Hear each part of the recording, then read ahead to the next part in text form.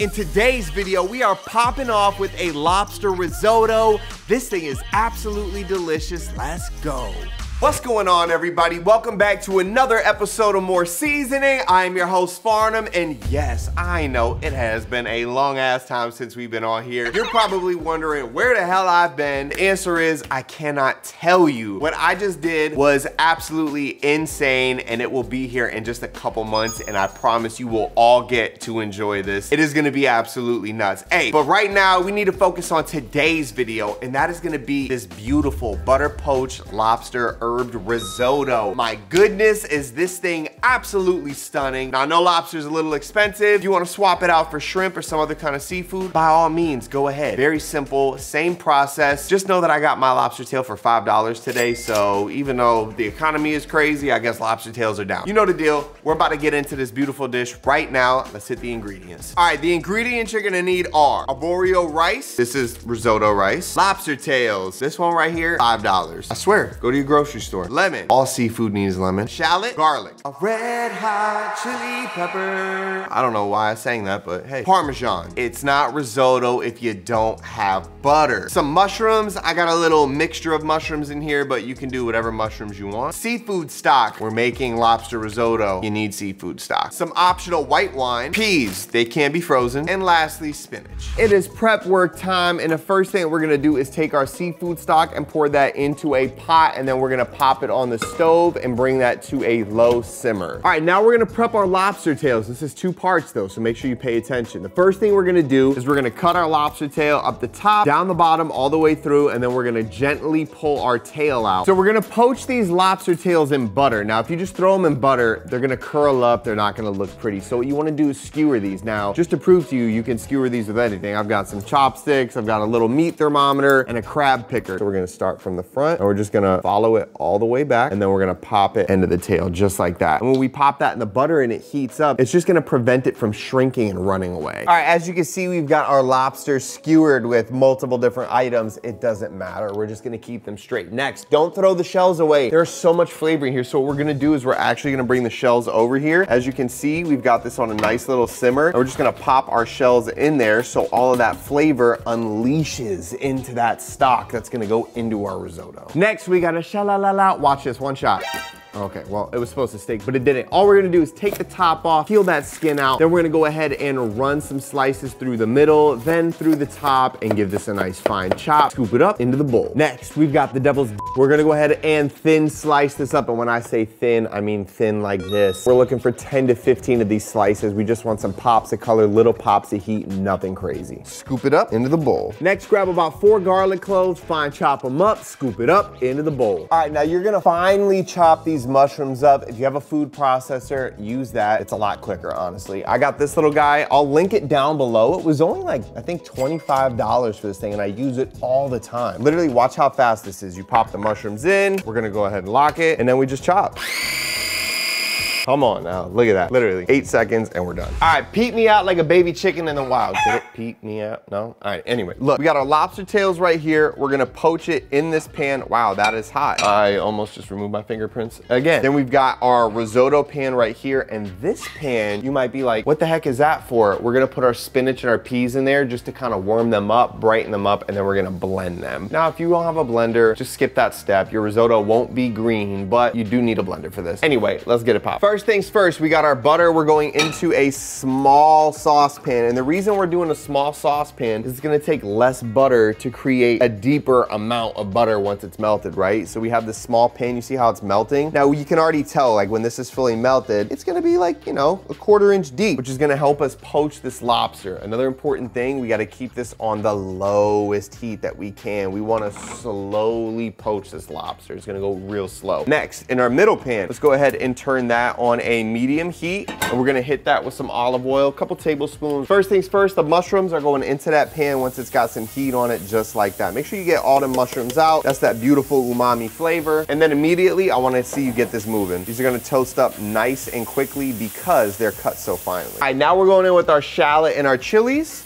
Now, as you can see, those mushrooms are browning up a bit. So what we're gonna do is just add a little bit more oil in there, just kind of cool that pan down. And now we're gonna season with some salt and pepper. Go ahead and mix. All right, so our shallots are working. You can see we're just trying to make those nice and translucent, cook those down. Our butter is melted. At this point, I realized that my chopsticks will not fit. Luckily, they unscrew. We're gonna go lobster in, lobster in. Now, if this thing starts bubbling, I want you to take it off the heat. Look, if we cook these gentle and slow, they are going to be just so delicious. They're gonna fall apart in your mouth. They're gonna be packed with flavor. You gotta cook them low and slow though, so we're gonna have to alternate on and off the heat. Once those shallots are beautiful and translucent, we're gonna take our garlic. Look, pop it right in there. Now I want you to add one more shot of oil just so we got some grease to work with. And now we're gonna go ahead and mix this garlic around. Now, normally before we do anything else, I'll tell you to wait till that garlic is translucent. However, we need to toast this rice up. So we're gonna go in with about a serving of rice. And now, oil, mix. All right, now it is very important that you keep this rice moving for the most part. If you overcook this and over toast it, you're gonna prevent it from being able to absorb our stock when we pop our stock in. After about a minute, 90 seconds, we're gonna take our white wine. Optional, you could just start going in with your stock if you want to, but we're gonna deglaze with it. It's gonna add some nice depth and beautiful flavor. So here we go. In with our white wine, just a nice little splash. And then we're just gonna let that alcohol cook out. Now, you know when the alcohol is fully cooked out when you come over this, right? And you smell. If there's a sharpness to it where it's kind of like burns your nostrils a little bit, that alcohol is still being cooked out. So we're gonna let this rock for a couple minutes, let it reduce on a low heat. While the rice is reducing, go ahead and check your lobsters, take them off the heat if you need to, and we're just gonna gently flip these guys over. Now we're steaming, it doesn't need to be that hot. So I'm gonna flip these over and I'm gonna leave them off the heat in that nice hot butter, and I'm gonna let them do their thing, nice and slow. All right, so as you can see, most of that wine has reduced out. Now look over here into this beautiful stock. I want you to take a look at that. Look at those beautiful lobster tails. So what we're gonna do, we're gonna bring our risotto to the stock. That way we don't spill any. And we're just gonna slowly ladle this in. And then we're gonna pop it back on the heat, give it a little mix, and we're gonna let this reduce down. Okay, realistic expectations for a risotto. You wanna give yourself about 20 to 25 minutes to get that risotto perfect, right? We're gonna slowly incorporate that stock in order for that rice to absorb those liquids and all of that flavor. So as you can see, we're just lightly reducing those first couple of scoops. It's gonna cook out. We're on a nice medium heat. If you wanna speed it up, you can go medium. Just make sure you work that rice. All right, those first couple of scoops have reduced for the most part. So we're gonna go in with a couple more and back on the heat. And make sure you guys are covering your lid or you're gonna lose a lot of that stock to evaporation. Very important. Go ahead and mix that rice around. Check your lobster. If that butter starts bubbling, take it off the heat. Again, we're poaching low and slow. All right, so this lobster has been on here for at least 10 minutes. Let me show you how slow we're cooking it. It's been cooking for 10 minutes. We're only at 125, which is good. That's what we want. We want low and slow on the poach. All right, now we're gonna make this green. So olive oil, medium-sized pan, couple drizzles. Then we're going in with our peas and then spinach. If you're wondering why I'm using so much, you kind of need a lot in order to get the blender moving. Always salt, and then we're just gonna move these around. We're just looking for that spinach to wilt and those peas to get nice and bright green. Risotto's pretty much done. Here's what I want you to do. Take it and just move it over to a burner that's off. You see how bright green this is? We're gonna go into our blender. Then we're gonna go with a touch of water. We can add a little bit as we need. We're gonna start with a little bit, and then we're just gonna blend this on full blast.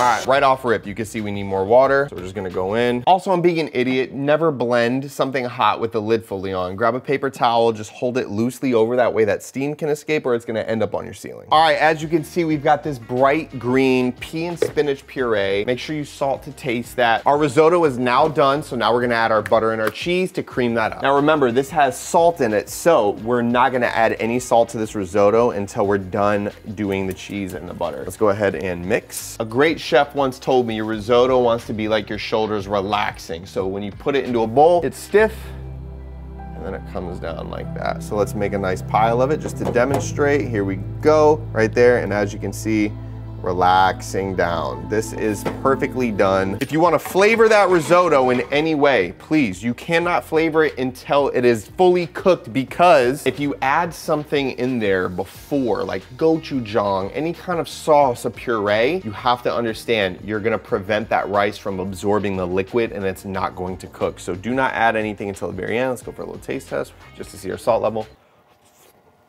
Stunning. Now that our rice is fully cooked, we're gonna take our pea puree and we're just gonna go ahead and start adding that in. Look at that beautiful lime green color. I'm gonna start there, and now we're just gonna fold this in. You can take that heat off at this point. Look at that, guys. Wow. All right, so our lobster is now done. So what I want you to do is just kind of find a small bowl, plate, pan, whatever the hell you can find. All right, I'm gonna put them on here. This is crucial though. We want these to stay nice and moist. So I want you to take that butter. I want you to just put that butter in the pan with them. That way they just kind of marinate and float and just seep that beautiful butter inside. Seasoners, you know what we need to do right now. Before we plate this, we need to do our final taste. So go ahead.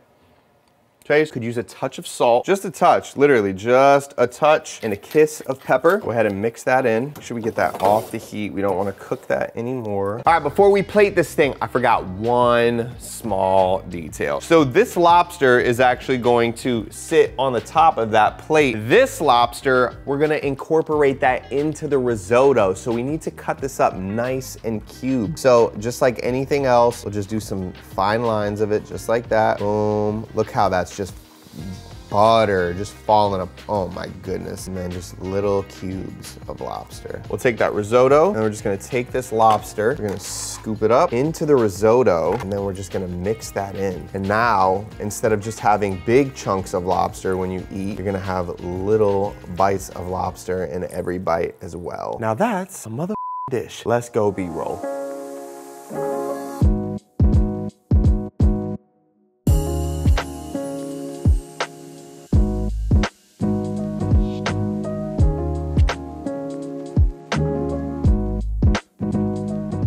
Ladies and germs, it is time for the taste test. My favorite part, we're gonna take our lemon wedge, watch this, and just beautifully dance that citrus over the top of our lobster and risotto. There's a lot of risotto under there, so don't skimp on the lemon. Tarragon, not necessarily gonna eat, but here we go. We're gonna grab a little bit of lobster, a little bit of risotto, and the perfect bite in 3, 2, 1. Are you kidding me? Oh my God. I gotta Tim Tebow this for a second. Holy sh**. Ladies and gentlemen, it's almost like I disappeared for a month and came back with all of this knowledge. Where could I have been? Who knows? But all I know is I'm glad that I went, because this right here, whew, I can't give you a star scale because we have celebrity taste tester. Introducing for the first time in over a month, my wife. With braces. With braces. Dig in, baby girl. If I ever opened a restaurant, I'm not saying I'm going to, but if I did, this would be on the menu 1000%. What are you tasting? Everything. It's garlic. It's like so pungent. It's just so much flavor. It's so rich. It's deep. You ever seen The Notebook? It's that deep. Oh my God. Oh my God. What? Oh, oh! I thought she was mad at me or something. No. Like, why are you singing in my ear? No, she's just. I'm hangry. I'm really hangry right now. This is so good. I just want to take this upstairs in a quiet, dark room by myself. Okay. Well, ladies and gentlemen, I am gonna give this a 5 out of 5 star on our star scale. You know, listen. This is a hard 5. Hard 5. Hard 5. Hard 5. You go. While I got her here taste testing, my name is Farnum. This is More Seasoning. If you haven't done so already, please like, subscribe, drop a comment below. Let me know, would you try this if I put it in front of your face right now? I need to know. Love you guys. Welcome back, seasoners, baby. Welcome back to the channel. And I'll see y'all next week. Let's go.